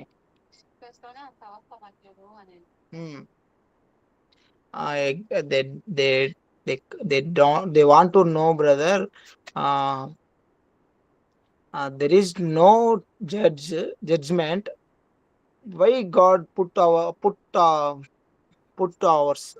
us to resting place and some opposite place? Why God put that? Yeah, well, that's an unanswerable question because that's God's doing. That was His plan. When we die, our soul is inside of us. The soul has to do something, and it has to go somewhere to wait until the final judgment again to be put together with the body. So that's just the way that God designed it. I'll give you another scripture to read. Read this scripture, okay? In first. ఆ విధానాలు అవన్నీ ఏమిటి అని అంటే అది దేవుని యొక్క ప్రణాళిక. ఎందుకు దేవుడు ముందుగానే మరి తీర్పు ముందే వేదనకరమైన దానికి పంపించాడు? ఎందుకని ఆదరణకరమైన దానికి పంపించాడు దేవుడు తీర్పు జరగక ముందే అని అడిగితే అది దేవుని యొక్క ప్లాన్. దానికి సంబంధించిన ఒక వచనాలను మనం చదువుదాం ఒకసారి. In 1 Thessalonians chapter 4. Look at మొదటి పత్రిక 4వ అధ్యాయము and start with verse 13 and then read through the end of the chapter, verse 18. 1 Thessalonians 4, 13 through 18. మొదటి తెస్సలోనికీయులకు రాసిన పత్రిక 4వ అధ్యాయము 13 నుండి 18 వరకు మనం చదువుకుందాం. సహోదరులారా, నిరీక్షణ లేని ఇతరుల వలె మీరు దుఃఖపడకుండా నిమిత్తము నిద్రించున్న వారిని గురించి మీకు తెలియకుండా మాకు ఇష్టం లేదు. యేసు మృతి పొంది తిరిగి లేచినని మనము నమ్మిన ఎడల అదే ప్రకారము యేసునందు నిద్రించిన వారిని దేవుడు ఆయనతో కూడా వెంటబెట్టుకుని వచ్చును. మేము ప్రభు మాటను బట్టి మీతో చెప్పునదేమనగా, ప్రభు రాకడ వరకు సజీవులమై నిలిచియుండు మనము నిద్రించిన వారి కంటే ముందుగా ఆయన సన్నిధి చేరము. ఆర్భాటముతోనూ ప్రధాన దూత శబ్దంతోనూ దేవుని బూరతోనూ పరలోకం నుండి ప్రభు దిగివచ్చును. క్రీస్తునందుండి మృతులైన వారు మొదట లేతురు.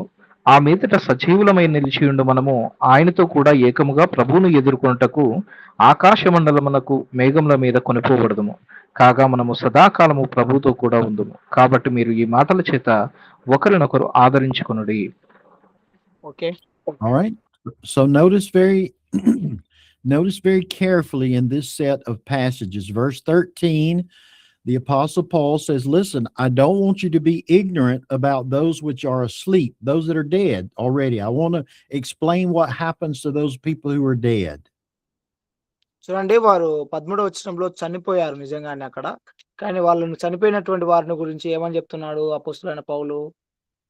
నిద్రించుచున్నవారు అని చెప్తున్నాడు. వాళ్ళు ఏం చేస్తున్నట్టుగా ఉన్నారు అక్కడ? They are sleeping. Well, no, in the Bible, the word asleep means that they're dead. Those who have died. It doesn't mean that they're just sleeping. That, even Jesus, when Lazarus died, he said, well, Lazarus is asleep. And then the disciples took that to mean that he was just, he was physically sleeping. And he said plainly, no, he's dead. So being asleep in the Bible means that you're dead. You've died. So there's been a separation of your body and your soul. చూడండి అక్కడ నిద్రించుతున్నారు అని అంటే దాని Bible యొక్క నిర్వచనం ఏమిటనంటే, వాళ్ళు శరీరంలో నుండి ఆత్మను వేరు చేసినట్టుగా కనబడుతున్నారు. లాజరు గూడా అక్కడ సమాధిలో పడుకున్నటువంటి లాజరును యేసుక్రీస్తు ఏమన్నాడు? ఆయన నిద్రించుచున్నాడు అని జెప్పాడు. అంటే దాని అర్థము నిద్రించుచున్నారు అనే ప్రతి మాటకు గూడా అర్థం అక్కడ ఏమని జెప్తున్నాడంటే, వారు శరీరంలో నుండి ఆత్మ సెపరేట్ అయిపోయింది అనేటువంటి విషయాన్ని గురించి చెప్తూ ఉన్నారు. Okay. All right. Notice in verse 14, what does it say? 14 వచ్చింది. ఏం చెప్తున్నాడు It's, చూడండి. it says that those which sleep, those who have died, will God bring back with him. In other words, he's going to allow all of those who have died, their soul that is waiting is going to come back with Jesus. చూడండి చనిపోయినటువంటి వారందరూ కూడా నిద్రించుతున్నట్టుగా పోల్చి చెప్తున్నాడు.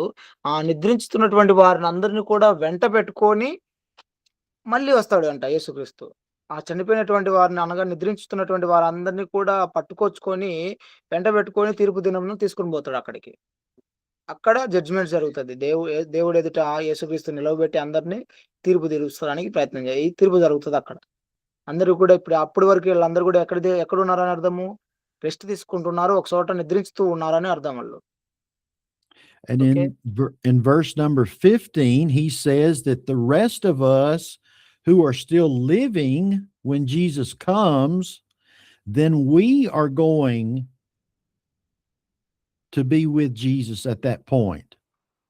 చూడండి అక్కడ ఏం చెప్తున్నాడంటే, చనిపోకోకుండా మిగిలినటువంటి మనం అందరం కూడా ఏం చేస్తామంట అక్కడ 15 వచనంలో ప్రభువు మాటను బట్టి మేము మీతో మాట్లాడేదేమనగా, ప్రభువు రాకడ వరకు సజీవమైనటువంటి మనం బ్రతికి ఒకవేళ యేసుక్రీస్తు ఇప్పుడే వచ్చాడనుకో, ఇప్పటి వరకు మనం చనిపోకుండా బతికి ఉన్నాం గదా! బతికి ఉన్నటువంటి మనం ఏం చేస్తాము? మనం నిద్రించు వారి కంటే ముందుగా ఆయన సన్నిధికి చేరం. ఫస్ట్ ఎవరిని తీసుకొని వస్తాడు ఆయన? వాళ్ళనే పట్టుకొని వస్తాడు. మనం కాదు ఫస్ట్ వెళ్ళేది. ఒకవేళ యేసుక్రీస్తు ఇక్కడికి వచ్చాడంటే వాళ్ళని పట్టుకొనే వస్తాడు మన దగ్గరికి. నిద్రించుతున్నటువంటి వారే ఫస్ట్ ఆయన సన్నిధానానికి చేరుకుంటారు. లిస్ట్ అంటే క్యూ ప్రకారం వెళ్ళిపోతుంది. ఫస్ట్ వాళ్ళే వెళ్తారు. తర్వాత మనం వెళ్తాం.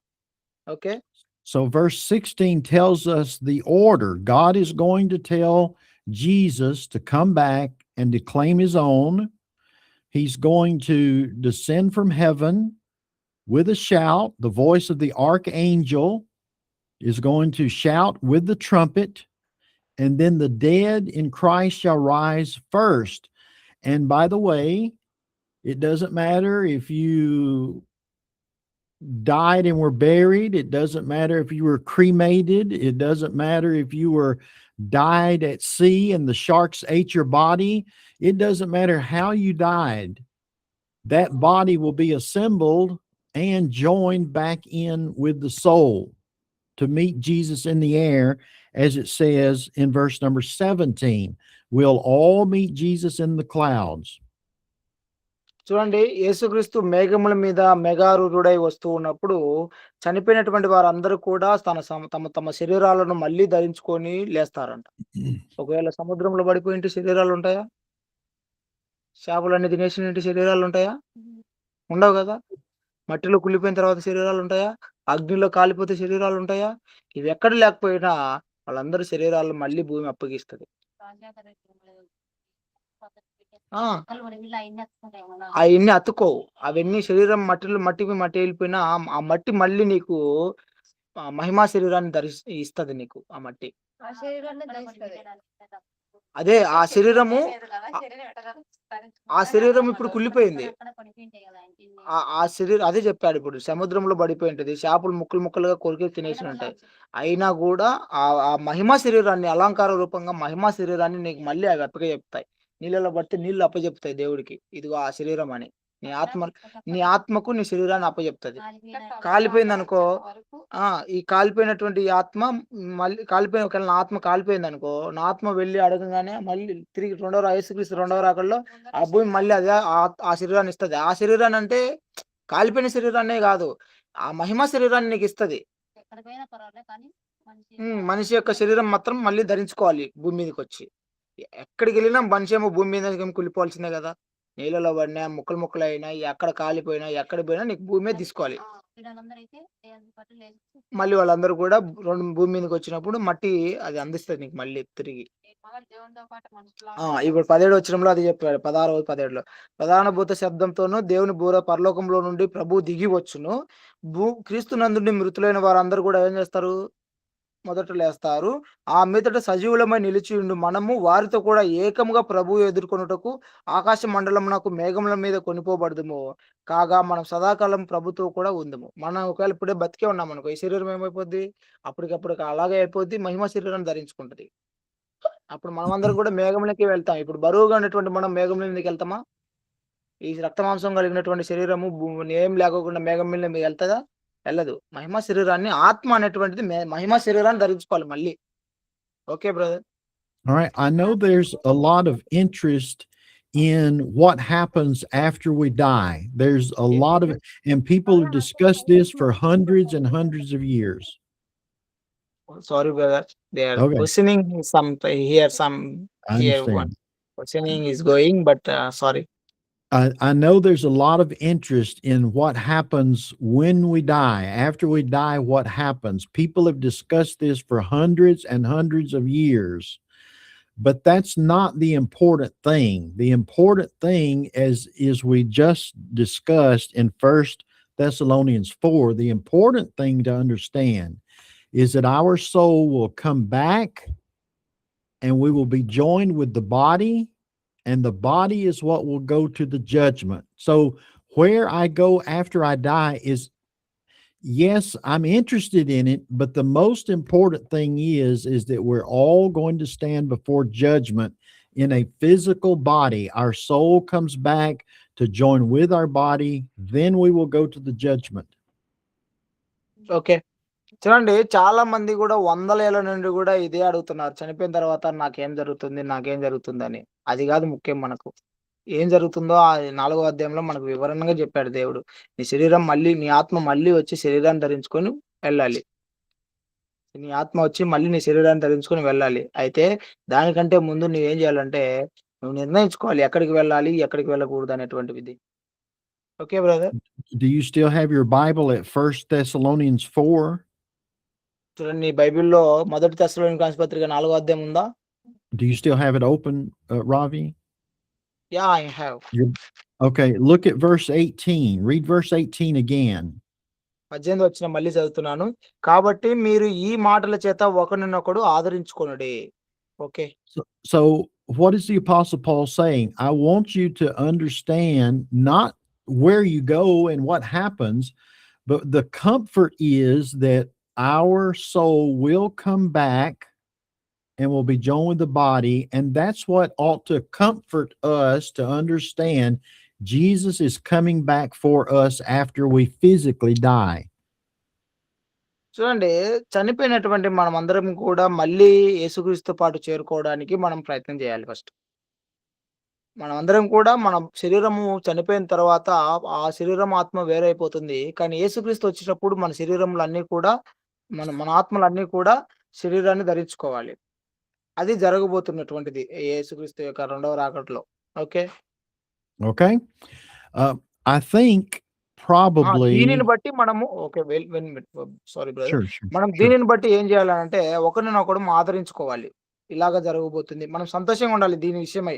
మళ్ళీ యేసుక్రీస్తు యొక్క రాకడలో మన శరీరాలు, మన ఆత్మలు 2 కూడా ఒకటవుతాయి. మనము అంటే అర్థం చేసుకోయిందిరా. మనం అంటే మనలాగా మనం చనిపోయిన ఒకవేళ మనం రేపు పొద్దున్న చనిపోయినా కూడా మన ఆత్మలు మళ్ళీ ఏం చేస్తాయి? శరీరాలను ధరించుకుంటాయి. ఇప్పుడు కుళ్ళిపోయి నశించిపోయినప్పటికీ కూడా మన ఆత్మలు మళ్ళా శరీరాన్ని ధరించుకొని పైకెళ్తాయి. అది సంతోషంగా ఉండాలి మనం ముందు. మళ్ళీ మనకు జీవం వస్తది. అయితే అది పర్మనెంట్‌గా వెళ్ళిపోతుంది. Okay. all right, is a very excellent discussion. Very good discussion. చూడండి చాలా మంచి సంభాషణ మీరు చేస్తున్నారు. మీరు సంభాషణ చేయడం వలన చాలా మంచిదే జరగబోతుంది. But let's finish this one point, and I think that we will just stop and continue next week with this discussion. But let's finish this about the thief on the cross, okay? We already read Mark 16:16. చూడండి మనము దీని గురించి మళ్ళీ ఒక వారంలో కావాలంటే discuss చేద్దాము. ఇప్పుడు మనం ఈ పాఠాన్ని మనం ముగించుకోవడానికి ప్రయత్నం చేద్దాము. ఒకసారి మరి మార్కు సువార్త 16వ అధ్యాయం 16 వచనాన్ని మళ్ళొకసారి చదువుకుందాము. ఇప్పటి వరకు చదువుకున్నా మళ్ళొకసారి చదువుదాం. నమ్మి బాప్తిసం పొందిన వాడు రక్షింపబడును. నమ్మని వానికి శిక్ష విధింపబడును. So the importance about the thief on the cross, why was he not baptized? Was because he was under the old law. Jesus had the ability to forgive sins, and Mark 16:16 about baptism was not put in place until after Jesus was raised from the dead. చూడండి మనం ప్రశ్న ఏంటి, ఇప్పుడు ఇదంతా discussion అంతా జరుగుతుంది. ప్రశ్న ఏంటనేది మర్చిపోయాం మనం. యేసుక్రీస్తు సిలువలో ఉన్నప్పుడు ఈ దొంగకు యేసుక్రీస్తు ఎందుకని పరలోకంలోనికి స్థానాన్నిచ్చాడు? అప్పటి వరకు మరి బాప్తిసం పొందక ముందనే, విధేయత చూపక ముందేనే అతడు ఎలాగ వెళ్లి పరలోకానికి వెళ్తాడని మన ప్రశ్న. అయితే యేసు ఇక్కడ ఏం చెప్తున్నాడంటే, మార్కు సువార్త 16వ అధ్యాయం 16 వచనం ప్రకారము నమ్మి బాప్తిసం పొందితే గాని రక్షణ లేదు. మరి ఇతడు ఎందుకని పరలోకానికి వెళ్ళాడు రక్షించబడుకోకుండానే అంటే, ఇక్కడ క్లారిటీ మనకు బాగా అర్థమవుంది. ఏందంటే, యేసుక్రీస్తు ప్రభువారి యొక్క చనిపోయిన తర్వాత బాప్తిస్మం అనేటువంటిది అమల్లోకొచ్చింది. అమల్లోకంటే రక్షణ గూర్చినటువంటి బాప్తిస్మము 16వ అధ్యాయం 16వ వచనం అనేటువంటిది ఎప్పుడు? పునరుత్థానుడైన తర్వాత జరుగుతున్నటువంటి సంభాషణ. అప్పుడు ఇది అధికారంగా మనకు నిబంధన అనేటువంటిది అమల్లోకొచ్చింది. అప్పటి వరకు గూడా మోషే ధర్మశాస్త్రమే ఉన్నది కాబట్టి, అక్కడ యేసుక్రీస్తుకు అధికారం ఉంది తీసుకొని వెళ్ళేదానికి. ఆ తర్వాత ఆజ్ఞలొచ్చాయి, ధర్మశాస్త్రం వచ్చింది. దాని ప్రకారం నడుచుకోవాలి. ఇప్పుడు. Okay. I Well, explain very well. okay. I think due to time, let's go ahead and just stop there. We've got 3 more points, and then let's do part 2 next Tuesday. Shall we do that? I okay. think it's better. Okay. Here also climate change now. Okay. Okay. So some it's good. Falling now, rain falling now. Okay. Well, let's stop there, and then we'll pick up with point number 4 about the apostles. Lord willing, we'll do that next week, and we'll conclude the discussion about these questions that people have. Okay. Thank you very much. ఇప్పటి వరకు ఈ 3 పాయింట్లతోనే మనం ముగించుకుందాము. ఎందుకంటే సమయం అయిపోయింది కాబట్టి. ఈ సిలువపై ఉన్నటువంటి దొంగ ఎలాగైతే రక్షించబడ్డాడనేటువంటి విషయం గురించి మనం తెలుసుకున్నాము. దేవుని చిత్తమైతే ఈ 4వ పాయింట్ నుండి రేపు వారం మనం తెలుసుకోవడానికి ప్రయత్నం చేద్దాం. Okay. Okay. All right. Thank Let's you very close. Much brother. Is it raining? Should we close with a prayer and then you can go, or is it raining too bad? Yes. Close with prayer. Okay. You pray brother. Okay. Sure. All right. Here we go. Okay. Father, ప్రార్థన we are చేసుకుందాం మనము. Father, we are so thankful that we can gather here together to study your word. పరలోకమందున్న తండ్రి, మీ నామమును గణపరుస్తున్నాము. మీ మాటలను చదువుకోవడానికి అవకాశం ఇచ్చినందుకు మీకు కృతజ్ఞతలు మా తండ్రి. And you know, Father, that our minds can be very curious at times. తండ్రి, మా మా మనస్సంతా కూడా చాలా ఆహ్, తెలుసుకోవాలని కుతూహలంగా ఉన్నదని మీరు గమనిస్తూ ఉన్నారు. And we're thankful that we can spend this time together to answer questions that are in the minds of our students. తండ్రి, ఈ విధంగా మేము మా యొక్క విద్యార్థులతో కలిసి మీ మాటలను పరిశీలించుకోవడానికి, తెలుసుకోవడానికి ఏర్పాటు చేసినటువంటి విధానమును బట్టి మీకు కృతజ్ఞతలు మా తండ్రి.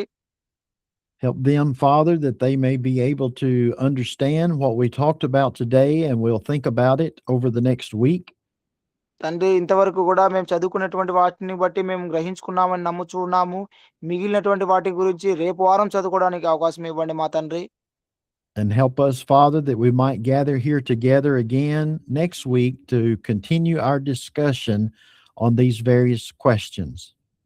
తండ్రి, ఇదే విధమైనటువంటి కుతూహలమైనటువంటి ప్రశ్నలతో రేపు వారం కూడా మేము మిగిలినటువంటి పాఠాన్ని మళ్ళీ చదువుకోవడానికి మాకు అవకాశాన్ని ఇవ్వండి. వారందరికీ కూడా మంచి చదువుకోవాలి, నేర్చుకోవాలనేటువంటి ఆ యొక్క ఆలోచనను వారికి మళ్ళీ గ్యాదర్ చేయడానికి అవకాశం ఇవ్వండి మా తండ్రి. Continue to bless us with good health. మా తండ్రి, మంచి ఆరోగ్యంతో మా అందరికీ కూడా ఆశీర్వదించండి. And forgive us of our sins. తండ్రి, మా పాపములన్నిటిని కూడా క్షమించండి. And bless us until we can meet again next week. తండ్రి, మరొక వారంలో ఈ విధంగా కలుసుకోవడానికి మమ్మల్ని ఆశీర్వదించండి. In Jesus' name we pray. తండ్రి ఈ విన్నపములన్నీ యేసుక్రీస్తు నామమున అడిగి వేడుకొంచున్నాము మా తండ్రి. Amen. Amen. Amen. All right. Thank you very much for everybody. Very good discussion. Very good questions today. Very nice to see everybody. And చూడండి good to see you too, Sanjay. All right. Wadanamalu, everybody. Have a good night. All right. We will see you next week. Okay, మనం రేపు వారంలో కలుసుకుందామా? Okay brother.